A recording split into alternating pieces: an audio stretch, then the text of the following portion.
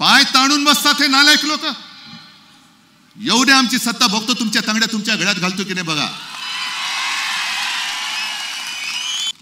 आणि मिंदे जे बोलतात ना, यांनी बाळासाहेबांचे विचार सोडले. अरे मिंद्या, तुझ्या समोर महाराष्ट्र ओरबाडला जातोय आणि तू शेपूट हलवत दिल्लीची चाकरी करतोय. शिवसेनेची घटनाच मिळाली नाही, शिवसेनेमध्ये अमुकच नाही. एका 2013 साली हेच गृहस्थ तिकडे उभे होते बिल्ला घालून. आणि दुसऱ्या वेळेला तर आता जे म्हणतायत की हे पक्षप्रमुखच नाही, तेच दाढी खाजवत माझ्या पाया पडले होते. तुम्ही सगळे एकत्र जमलात, पण पर्याय काय? म्हटलं हाच आमचा प्रश्न आहे की भारतीय जनता पक्षाकडे पर्याय काय? एकच चेहरा आहे आणि त्याच्या जीवावरती आता तुम्ही मत मागू शकत नाही. आता तुम्हाला रामाची मदत लागते मत मागायला. कर्नाटकामध्ये हनुमान बजरंगबली की जय म्हणजे देवांची मदत लागली तुम्हाला मत मागायला. मग मोदीजींनी केलं काय 10 वर्षात? निवडणूक सुद्धा आज आलेली आहे की टेंटेटिव्ह डेट ही बरोबर रामनवमीच्या आधी लावलेली आहे. म्हणजे तुम्ही रामाच्या नावावरती मतं मागणार, तुम्ही हनुमानाच्या नावावरती मतं मागणार आणि मतं मागितल्यानंतर देशाला काय देणार? घंटा. हा गोंधळ आता आपल्याला महाराष्ट्राच्या कानाकोपऱ्यात घालायचा आहे. आणि महाराष्ट्राची जी भवानी आहे तिला मी आज साथ घालतोय की बाई दार उघड. आणि आमची आई भवानी हिने वेगवेगळे अवतार धारण करून त्या राक्षसांचा वध केलेला आहे. तीच वेळ आता आलेली आहे. सगळेजण जे पळाले होते, अगदी सुंदरसिंग भंडारींपासून वाजपेयींपासून अडवाणी सुद्धा, तरी देखील अडवाणींबद्दल मला एक आदर आहे, नक्कीच आहे. कोणी जबाबदारी घ्यायला तयार नव्हतं. जर शिवसेना प्रमुख त्यांनी ही जबाबदारी घेतली नसती तर बाबरी कोणी पाडली? बाबरी काय अशीच पडली? पण यांची मजल इथपर्यंत गेलेली आहे की शिवसेनेचं योगदान काय? आता तर काही असे बिंडोक लोक निघालेले आहेत की शंकराचार्यांचं योगदान काय हिंदू धर्मामध्ये. मला भारतीय जनता पक्षाला प्रश्न विचारायचा आहे की कोणी जरा इकडे तिकडे खुटकन सनातन धर्मावरती बोलले तर तुमची तळपायची आग मस्तकात जाते. तुम्ही सनातन धर्म मानतात की नाही मानत हे मला भारतीय जनता पक्षाने सांगावं. आणि जर सनातन धर्म तुम्ही मानत असाल तर तुमच्या पक्षामध्ये जे आज बाजार बुणगे आयाराम भरलेले आहेत, भ्रष्टाचारी. मगाशी भास्करराव तुम्ही त्याचा समाचार घेतलाय, 70,000 कोटींचा घोटाळा, एवढ्या 1000 कोटींचा घोटाळा. हे सगळे घोटाळेबाज भ्रष्टाचारी हे सगळे तुम्ही तुमच्या पक्षात घेतले. मग मी असं म्हणू का की भारतीय जनता पक्षात आज भ्रष्टाचार्यांना मान आहे पण शंकराचार्यांना मान नाही? मग मोदींचं राजकारण किंवा हा काय नवीन धर्म तुम्ही काढताय की शंकराचार्यांचे? अरे तुम्ही भ्रष्टाचारांशी बोलताय, लपून छपून रात्री जाऊन हुडी घालून बोलताय.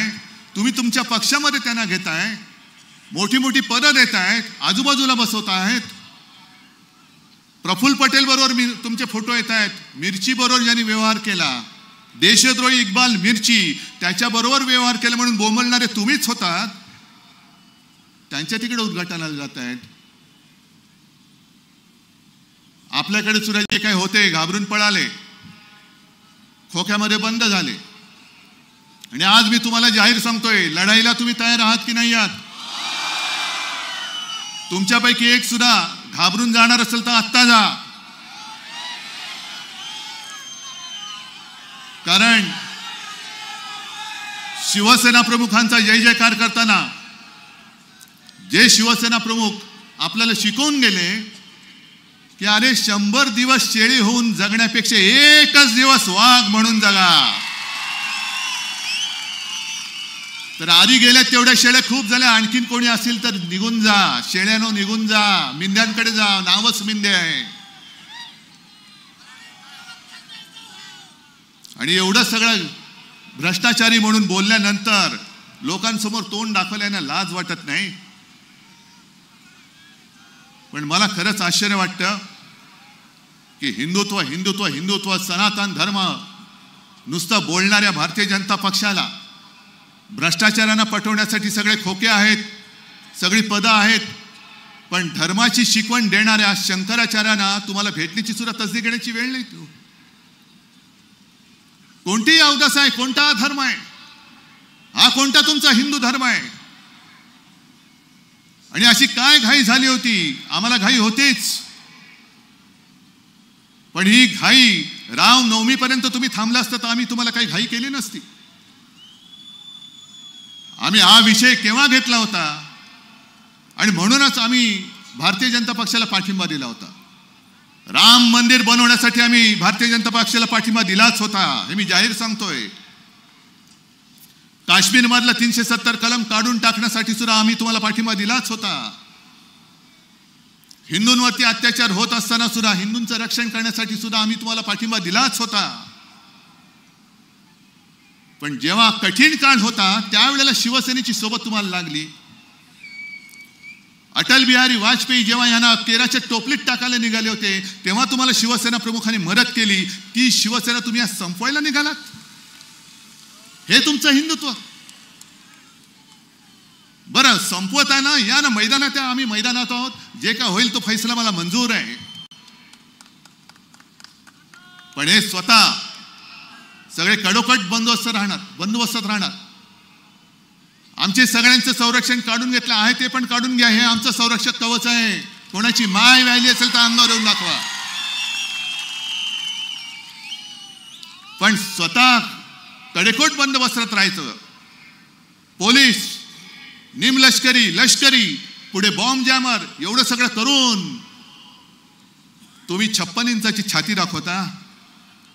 अरे माझ्या शेतकऱ्याची सुकलेली छाती, हडकुळी छाती तुम्हाला भारी पडणार आहे. ती भारी पडणार आहे. पण संपूर्ण संरक्षक कवचात राहणार. भारतीय जनता पक्षाकडे मुळामध्ये कार्यकर्तेच नाही जे माझ्याकडे मर्द मला शिवसेना प्रमुखांनी दिले. मी आज सकाळी सुद्धा बोललो, आज पुन्हा सांगतो, ही माझी वडिलोपार्जित संपत्ती आहे. होय, वडिलोपार्जित आहे. मी वारसा घेऊन पुढे चाललेलो आहे. पण भारतीय जनता पक्षाकडे असा कोणी कार्यकर्ता नाही दंगल झाली का आतमध्ये शेपूट घालून पडणारी अवलाद. आमच्या नेत्यांवरती साध्या साध्या शिवसैनिकांच्या घरी ईडी, इन्कम टॅक्स, सीबीआय हे तुमचे घरगडी येऊन त्यांच्याकडे धाडी टाकतात. बरं, धाडी टाकले तर टाकल्या, घर माझ्या कार्यकर्त्याचं, पाय ताणून बसतात हे नालायक लोक. एवढे आमची सत्ता बघतो तुमच्या तांगड्या तुमच्या गळ्यात घालतो की नाही बघा.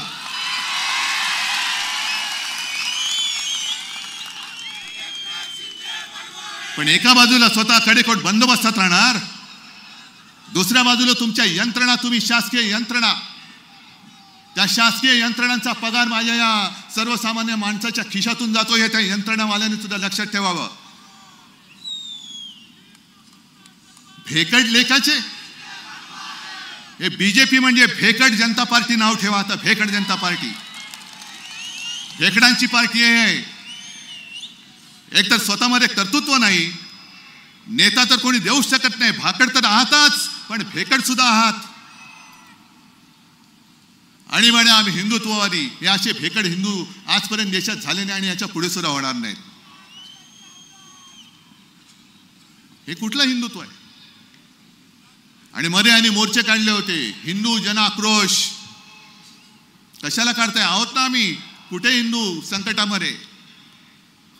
आणि तिकडे तुमचे विश्वगुरु बसलेले आहेत, ज्याच्यासाठी आम्ही पाठिंबा दिला होता हिंदुत्वासाठी. ते तिकडे बसल्यानंतर हिंदूंना या देशामध्ये आक्रोश करण्याची वेळ येत असेल तर त्यांनी खुर्ची सोडलेली बरी. खुर्ची सोडून द्या, आम्ही आहोत. या सगळ्या गोष्टी या आता सहन होत नाही. म्हणून आपल्याला नुसत्या गप्प नाही बसून चालणार. सहन होत नाही, सांगता येत नाही, सांगितल्या पाहिजेत आणि तोडून मोडून काढल्या पाहिजेत. आता मोदीजींच्या वाऱ्या महाराष्ट्रामध्ये वाढल्यात. दर 5-10 दिवसांनी मोदी येत आहेत.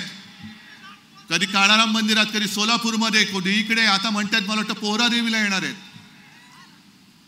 या बघून घ्या, एकदा फिरून घ्या महाराष्ट्र कसा आहे बघून घ्या. कारण महाराष्ट्रच तुम्हाला धडा शिकवणार आहे. बघून घ्या महाराष्ट्र. पण मोदीजी ज्या वेळेला महाराष्ट्र संकटात होता ना, टोकते वादळ आलं होतं, निसर्ग चक्रीवादळ आलं होतं.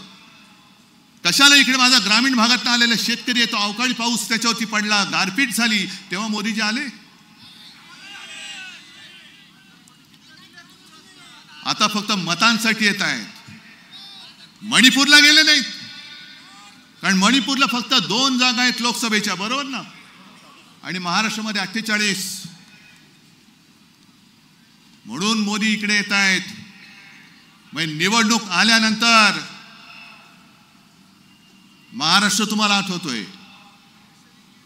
पण संकटात जेव्हा महाराष्ट्र होरपळत असतो तेव्हा तुम्ही येण्याची साधी एक दानत नाही तुमच्याकडे.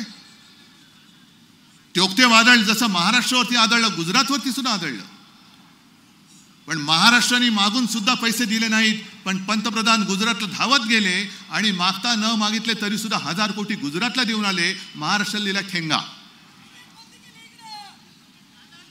काय तुम्ही देशाचे पंतप्रधान आहात की गुजरातचे आहात? म्हणजे देश के लिए मन की बात आणि गुजरात के लिए धन की बात. का तुम्ही विष फिरताय? गुजरात आमचा सुद्धा आहे.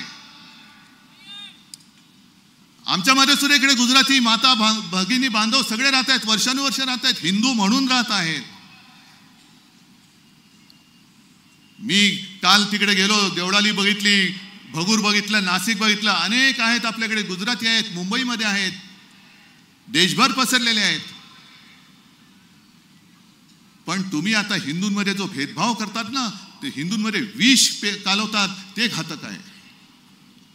अगदी 92-93 साली सुद्धा ज्या मुंबईमध्ये दंगली पेटल्या होत्या, तेव्हा जा तिथल्या गुजराती बांधवांना आणि उत्तर भारतीयांना सुद्धा विचारा की तुम्हाला कोणी वाचवलं होतं? शिवसेनेने वाचवलं होतं.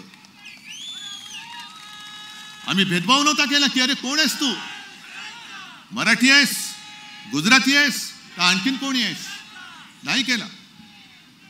कोरोनामध्ये सुद्धा जेव्हा मी मुख्यमंत्री होतो, संपूर्ण महाराष्ट्र माझं कुटुंब आहेच, मी कुटुंबवत्सल आहेच. आणि म्हणूनच मी ज्या वेळेला माझ्यावरती घराणेशाहीचा आरोप केला गेला, तेव्हा मी म्हटलं होतं की अरे घराणेशाहीचा आरोप कोणीतरी घरंदाज माणसाने केला तर मला त्याला उत्तर द्यायला आवडेल. पण घरदार सोडून माझ्या घराणेशाहीवरती आरोप करणार असेल तर ही माझी घराणेशाही, हे माझं घराणं आहे, महाराष्ट्र माझं कुटुंब आहे. त्याच्यामध्ये गुजराती सुद्धा आहेत, मराठी तर आहेतच, माझ्या हक्काचे आहेत.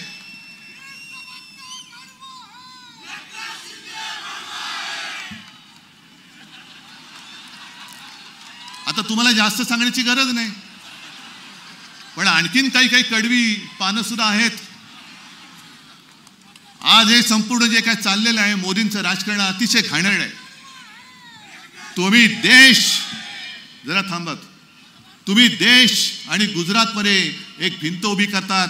मोदीजी, हे हिंदुत्व आम्हाला मान्य नाहीये. त्यावेळेला छत्रपती शिवाजी महाराजांनी सुरत लुटली होती.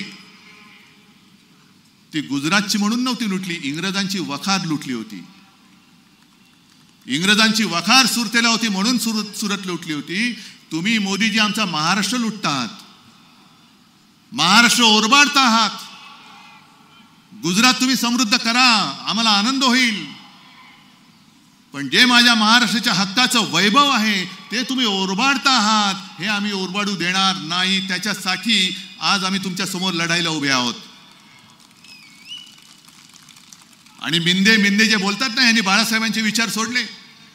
अरे मिंद्या, तुझ्या समोर महाराष्ट्र ओरबाडला जातोय आणि तू शेपूट हलवत दिल्लीची चाकरी करतोय. शेपूट हलवत बसतो खुर्चीसाठी. हे बाळासाहेबांचे विचार, हे बाळासाहेबांचं हिंदुत्व, हे शिवसेनेचं हिंदुत्व. अगदी काही दिवसापूर्वी पंतप्रधान माझ्या कोकणात जाऊन आले, सिंधुदुर्गात. नौदल दिन होता तो. बरं वाटलं की तिकडे सुद्धा नौदलाचा दिन साजरा केला. एक बडे छत्रपती शिवाजी महाराजांचा पुतळा त्यांनी बसवला. कोकणवासियांना वाटलं काहीतरी कोकणात येईल, कसलं काय आणि कसलं काय. हे गेले आणि तिकडे येणारा तो पाणबुडी पर्यटनाचा प्रकल्प तो सुद्धा गुजरातमध्ये नेला. क्रिकेटची फायनलची मॅच सुद्धा तिकडे गेली, नाहीतर आपण जिंकलो असतो.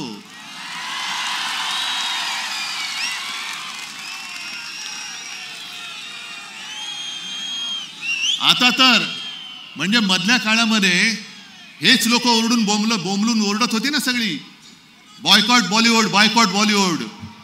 आणि काय काय होतं काल राम मंदिराच्या इकडे सगळे बॉलिवूडच बॉलिवूड. म्हणजे शंकराचार्य नाही, पण शंकराचार्यांचं काम करणारे तिकडे, हे यांचं थोतांड. बॉयकॉट बॉलिवूड. आता ते फिल्मफेअरचा तो सोहळा आहे तो सुद्धा आता ते गुजरातमध्ये घेऊन चालले. म्हणजे जिथून जिथून जे काही महसूल मिळण्याची जी काही ठिकाणं आहेत ती सगळी ओरबाडून गुजरातमध्ये घेऊन जातात, सगळी घेऊन जातात. कशासाठी तुम्ही हे करतायत सगळं? काय महाराष्ट्राने असं काय तुमचं पाप केलेलं आहे की तुम्ही आमच्या मुळावरती आला? जो महाराष्ट्र संकटात तुम्हाला दिल्लीमध्ये घेऊन गेला त्या महाराष्ट्राच्या मुळावर तुम्ही घाव का घालता आहात? आणि मग हे असं बोलल्यानंतर यांनी बाळासाहेबांचे विचार सोडले. तुम्ही आज मला सांगा, मी एक तरी बाळासाहेबांचा विचार सोडल्याचं तुमचं मत असेल तुम्ही सांगाल तर मी जे आहे ते पद सुद्धा मी सोडून द्यायला तयार आहे, जसं मी मुख्यमंत्री पद सोडलं. जा त्या नार्वेकरला सांगा, लबाडाला सांगा, इकडे येऊन हिम्मत असेल तर इकडून मध्ये येऊन बोल, मी तुझ्या बरोबर येतो. आणि सांग शिवसेना कोणाची. बंद दारात तू निर्णय देतोस. ज्या गोष्टी आम्ही दिल्याच नाही सांगतो त्याचे पुरावे आम्ही गेल्या वेळेला जनता न्यायालयात दाखवले. पाहिले की नाही तुम्ही? नसेल तर पुन्हा एकदा तुम्हाला दाखवीन. शिवसेनेची घटनाच मिळाली नाही, शिवसेनेमध्ये अमुकच नाही. एका 2013 साली हेच गृहस्थ तिकडे उभे होते बिल्ला घालून. आणि दुसऱ्या वेळेला तर आता जे म्हणतायत की हे पक्षप्रमुखच नाही, तेच दाढी खाजवत माझ्या पाया पडले होते. पण ही शिवसेनेची घटना आहे. ही सगळी जी बसलेली लोक आहेत, माता भगिनी आणि बांधव, तुमचे आशीर्वाद, ही माझ्या शिवसेनेची घटना आहे.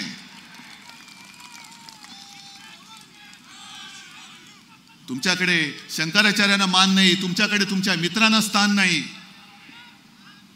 बरं, आज जर मी बाळासाहेबांचे विचार सोडले असं तर त्यांचं म्हणणं असेल तर 2014 साली भारतीय जनता पक्षाने शिवसेनेची युती का तोडली होती?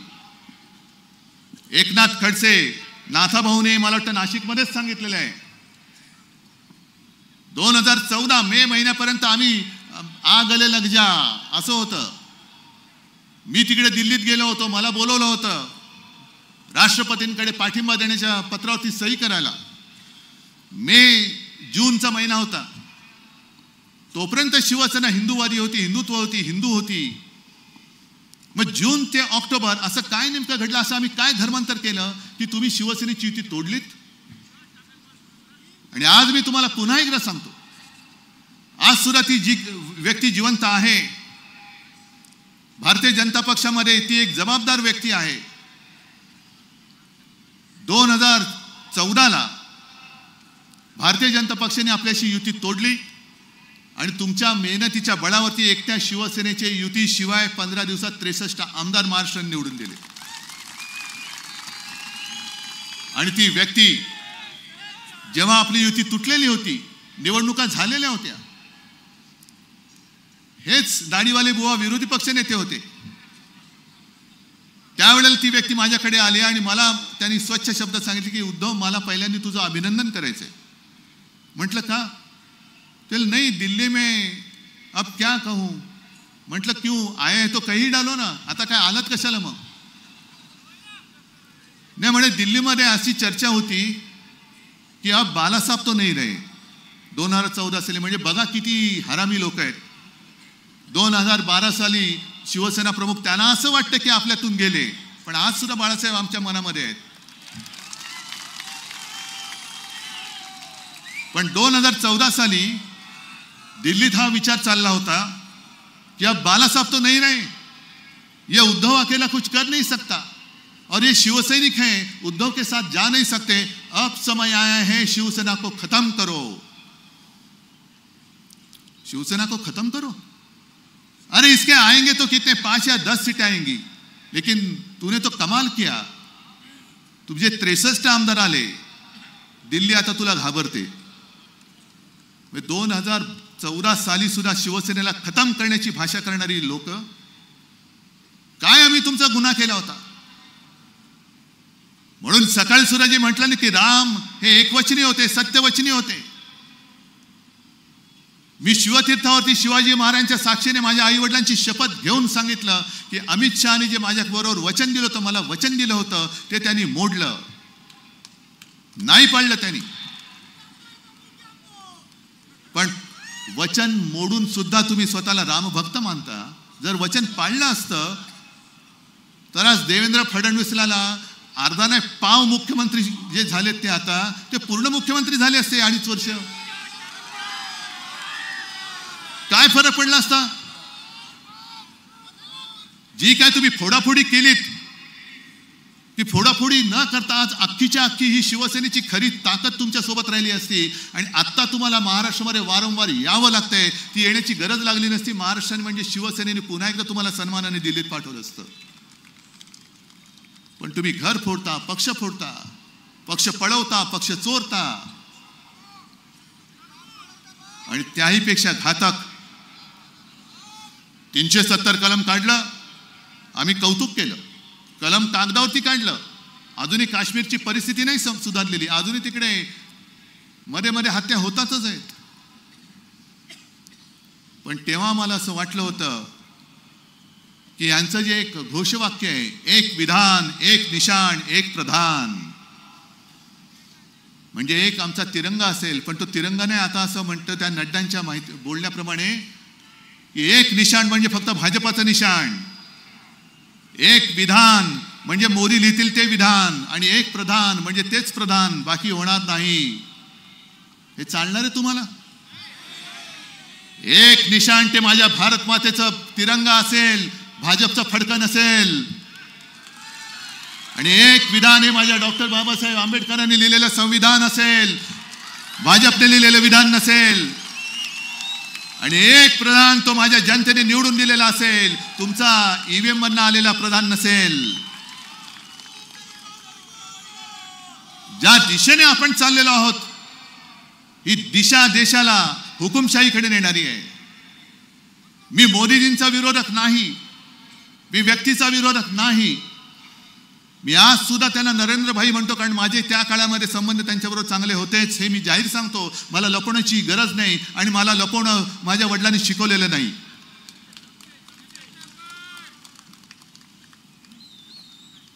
परंतु भाजपाची जी नीती चाललेली आहे की संकट काळामध्ये जी शिवसेना होती, म्हणजे विरोधकाला तुम्ही संपवताय म्हणजे राजकारणात हरवताय, मंजूर आहे. निवडणूक होत असते, प्रत्येक पक्ष आपले विचारधारा, आपले विचार हे जनतेसमोर मांडत असतो, आणि जनता देईल तो निर्णय हा आपल्याला मानावाच लागतो, आणि तो आम्ही मानतो, आज सुद्धा मानू. पण जे विरोधक आहेत त्यांना संपवताय, म्हणजे काँग्रेस को खतम करो.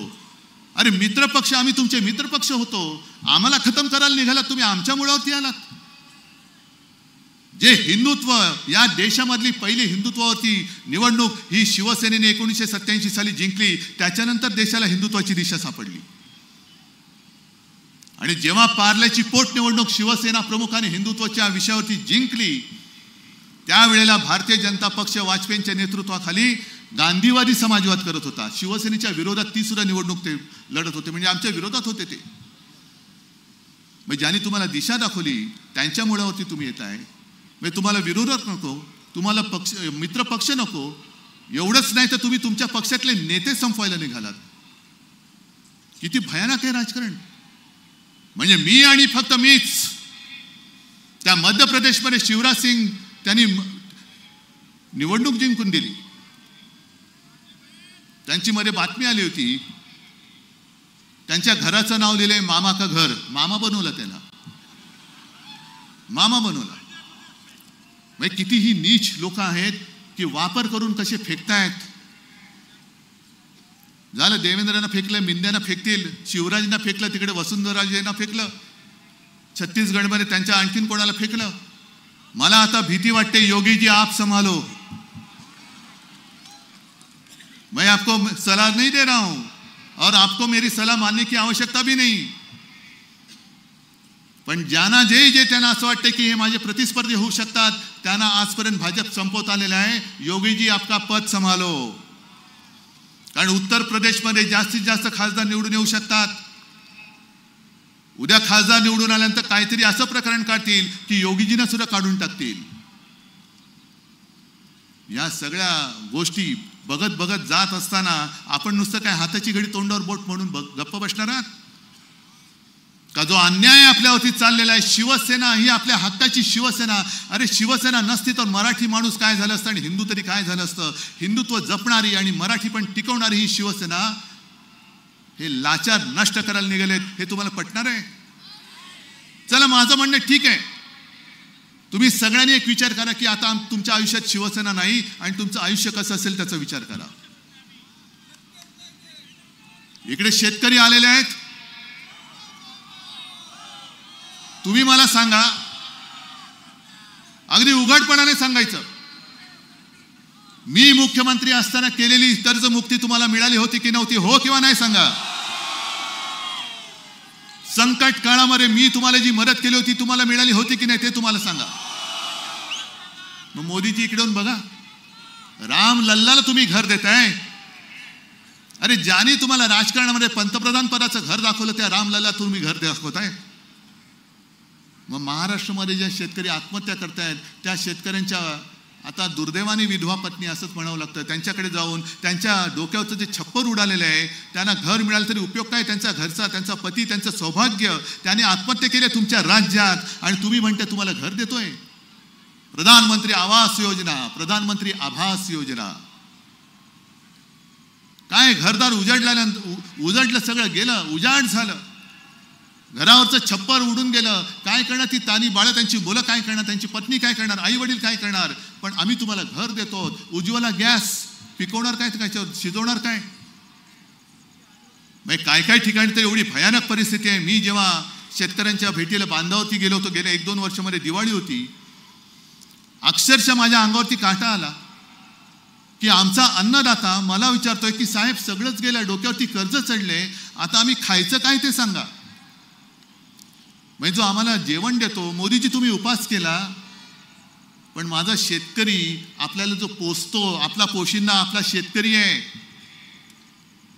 तो जर उपासमारीने मरत असेल तर तुमच्या उपासाचं कौतुक काय?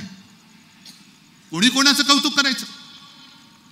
आणि खरं म्हणजे पंतप्रधानांचं कर्तव्य आहे, उपास करा. तुमच्या धार्मिकपणाबद्दल मी काही म्हणत नाही, पण निदान उपास करण्यापूर्वी माझ्या देशामध्ये एक सुद्धा पोट उपाशी राहिलं नाही पाहिजे, राहणार नाही, ही काळजी घेणं हे पंतप्रधानांचं काम आहे. मग लोक विचारतात, मी दिल्लीमध्ये गेलो होतो इंडियाच्या बैठकीला आणि संजय राऊतांनी घरी त्यांच्या एक अनौपचारिक असं पत्रकारांसाठी जेवण ठेवलं होतं आणि सगळे बसले होते. मीडिया हेड होते, काही चॅनलचे हेड होते, काही प्रिंट मीडियाचे होते. आणि एक नेहमीचा प्रश्न की लेकिन विकल्प क्या है? म्हणजे तुम्ही सगळे एकत्र जमलात पण पर्याय काय? म्हटलं हाच आमचा प्रश्न आहे की भारतीय जनता पक्षाकडे पर्याय काय? एकच चेहरा आहे आणि त्याच्या जीवावरती आता तुम्ही मत मागू शकत नाही. आता तुम्हाला रामाची मदत लागते मत मागायला. कर्नाटकामध्ये हनुमान बजरंगबली की जय म्हणजे देवांची मदत लागली तुम्हाला मत मागायला. मग मोदीजींनी केलं काय 10 वर्षात? निवडणूक सुद्धा आज आलेली आहे की टेंटेटिव्ह डेट ही बरोबर रामनवमीच्या आधी लावलेली आहे. म्हणजे तुम्ही रामाच्या नावावरती मतं मागणार, तुम्ही हनुमानाच्या नावावरती मतं मागणार आणि मतं मागितल्यानंतर देशाला काय देणार? घंटा. आता ही राम भरोसे बस झालं, आता काम भरोसे मत मागा, काम भरोसे. आणि म्हणून मी त्यांना सांगितलं की त्यांच्याकडे दुसरा चेहराच नाहीये, पण आमच्या आघाडीमध्ये भरपूर चेहरे आहेत आणि पर्याय पर्याय पर्याय कशाला? मग मी पत्रकाराला प्रश्न विचारला, तोच तुम्हाला सांगतो. मी त्या पत्रकाराला सांगितलं की तुम्ही माझ्या समोर बसला आहात, तुमच्या समोर टेबल आहे, तसाच तुम्ही विचार करा. तुमच्या समोर टेबल आहे आणि त्या टेबलवरती 2 पेले ठेवलेले आहेत. एका पेल्यामध्ये प्रयोगशाळेमध्ये चाचणी केलेलं विष आहे, विष जे घेतल्याबरोबर प्राण जाईल असं त्याच्यावर लिहिलेलं विष. आणि दुसरा पेला आहे त्याच्यामध्ये माहिती नाही काय आहे, पण निवडणूक आहे. एक पेला तुम्हाला प्यायचा आहे, मग विष लिहिले तो पेला पिणार की जे माहिती नाही तो पेला पिणार? काय पिणार? दुसऱ्या पेल्यात विष असेल, अमृतही असेल, पाणी असेल, लिंबू पाणी असेल, पण समोर विष दिसतंय. यांचा कारभार 10 वर्षाचा दिसतोय आणि जातीपातीमध्ये दंगे भडकवण्याचं सुद्धा यांचं काम तुम्हाला दिसतंय. नोकऱ्या नाहीत. शेतकऱ्यांचं उत्पन्न दुप्पट वाढलं असेल, पुन्हा द्या मतं त्यांना. वाढले दुप्पट? पीक विमा योजना काय लाभ झालाय? महिला इकडे आल्यात, उज्ज्वला योजना मिळाले? तुमच्या घरामध्ये कोणाला तरी नोकरी मिळाले? तुमच्या गावामध्ये नवीन उद्योग कोणता आलाय? मग कशासाठी मत देणार? कशासाठी मत देणार?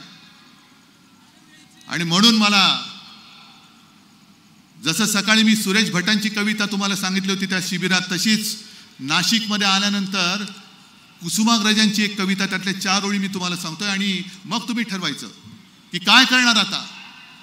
कारण हे सगळे राक्षस आता ह्या सगळ्या त्यांच्या यंत्रणा घेऊन अंगावरती येत आहेत.